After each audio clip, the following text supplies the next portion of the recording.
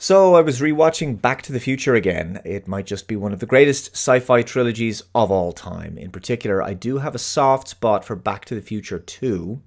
I loved seeing the future, a far better 2015 than the one we ended up getting. The alternative 1985 and revisiting 1955 from the first film.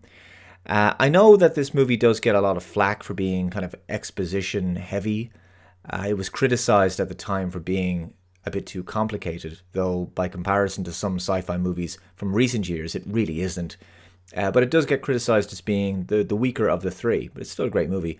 It's also, I believe, the first film where time travel was used to revisit the events of a previous movie. And we get to see events from a slightly different perspective. You do have to dance around the, occasional logical inconsistencies created by the odd temporal paradox here and there, but the writing is so good, the story is so well told, and the characters are so compelling that you buy into it and you by and large believe it all. But there was a couple of things I wanted to note when it came to Back to the Future 2 and 3, which is, asking the question, just how many DeLoreans were there? And there's been quite a lot talked about this, which is that when Doc and Marty travel back in time from the alternate hellish 1985 back to 1955, so they get to revisit the events of the first film, they're going back to get the sports almanac from Biff. Now this obviously means that there's now two Martys and two Doc Browns. It also means there's two DeLoreans. Well, actually, there's four DeLoreans at this moment. There's the one from the original film, of course. There's the hover conversion one that Doc and Marty used to travel back from the hellish 1985.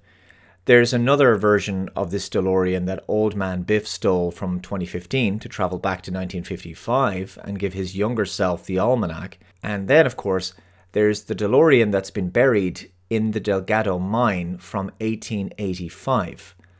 Of course, at the end of Back to the Future 2, Doc Brown was accidentally sent back in time to the Old West, and he then proceeded to bury the DeLorean with its damaged time circuits, preserving it for 70 years for his future self in 1955 to repair so that Marty could get back to 1985. Of course, Marty opted instead in Back to the Future 3 to go back to 1885 to save Doc, who was trapped in the past. But anyway, I thought it was fascinating to consider that in Back to the Future 2, for that brief period of time, because of all the timey-wimey action, the latter third of the movie has four DeLoreans occupying the same point. What's interesting is that because of how time travel works in Back to the Future, if, say, someone was to damage or destroy the original DeLorean, that's the one from the first movie, the other three DeLoreans would instantaneously disappear, and so would their Doc and Marty. And Old Man Biff would also disappear, in much the same way that Marty's brother and sister started to disappear from the photograph in the first film, or Marty started to physically disappear because Lorraine and George were very nearly going to not end up together. And it's the same principle with the tombstone in Back to the Future 3. The consequences of changing history in Back to the Future seem to ripple slowly forward in time from the perspective of the time traveler.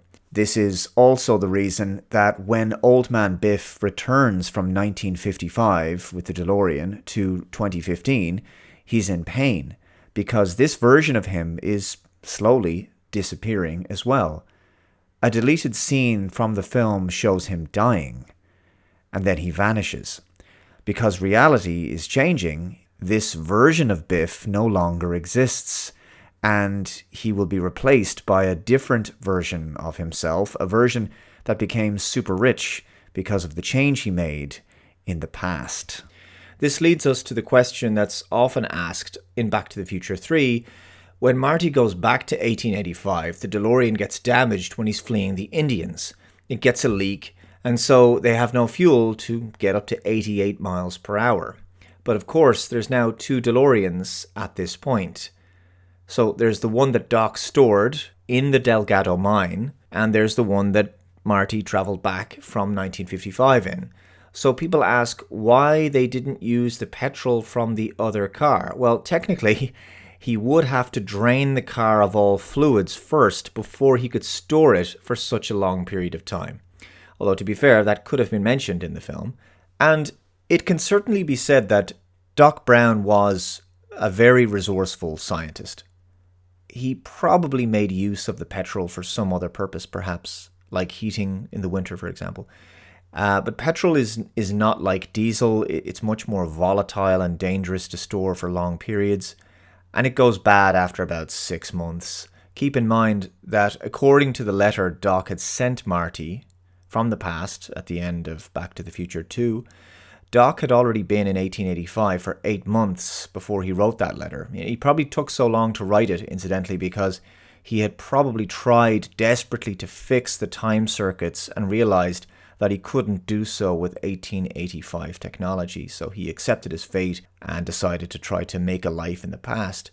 But regardless, 8 months would have been simply too long for the petrol to be usable. But even if they wanted to cannibalize the buried DeLorean for parts, any changes they made to the vehicle would have a consequential ripple effect, which would then create a paradox and affect the DeLorean that Marty used to travel back to 1885 in the first place.